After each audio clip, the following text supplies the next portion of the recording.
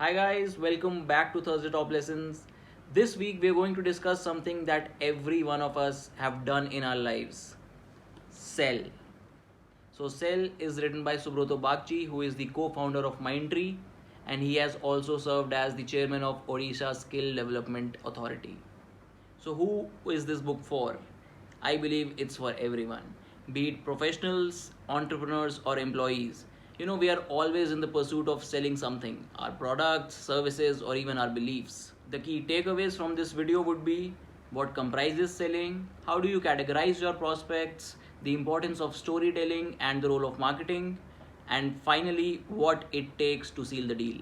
So, irrespective of what people are selling or what kind of doors they are knocking at, the basics of selling remain the same.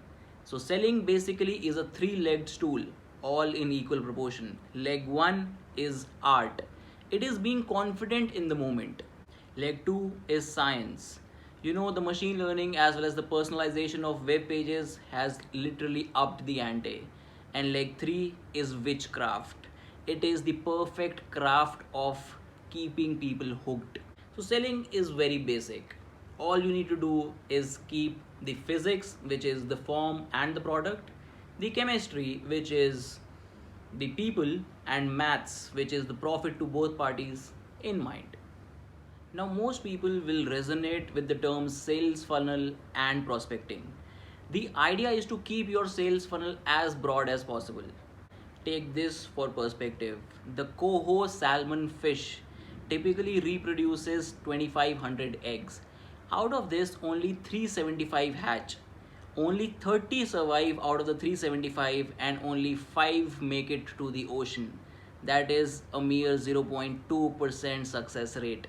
Same can be the cycle of prospecting to closing. So never lose heart. Now, not all prospects have to be given equal importance.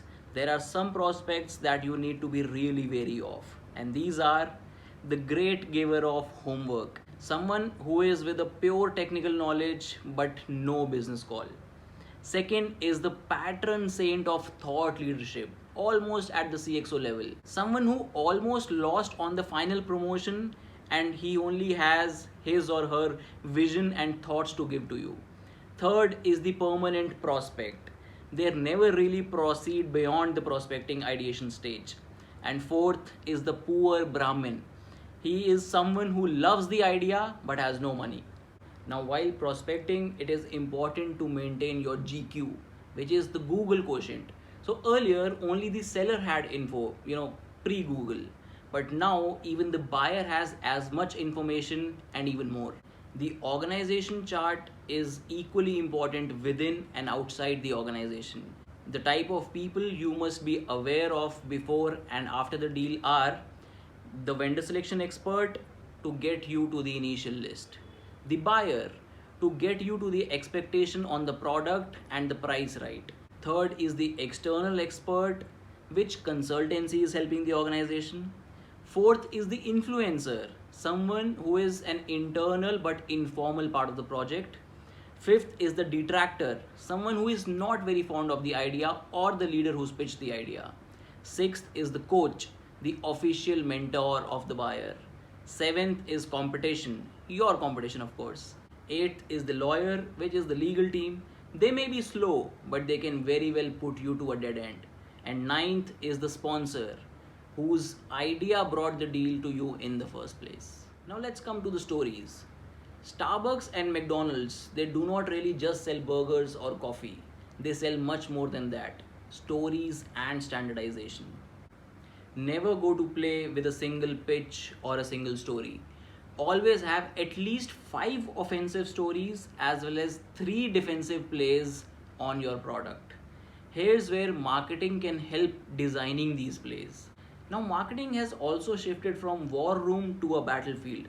Earlier, it was pure carpet bombing, but now it is very, very individualized and personalized plays. It's like a personalized laser guided strike. Now remember, in the last video of 7 habits of highly effective people, we talked about a very important habit: seek first to understand, then to be understood. It is very critical for selling. Forcing the client to follow your thought process rather than speaking in alignment of theirs doesn't really send out a good message. It is good to have a narrative in place for the presentation, but only after you've truly understood what the client really wants.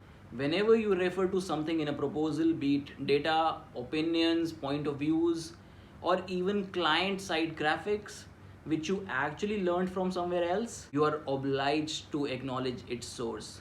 Legal alert. You need to persuade rather than convince.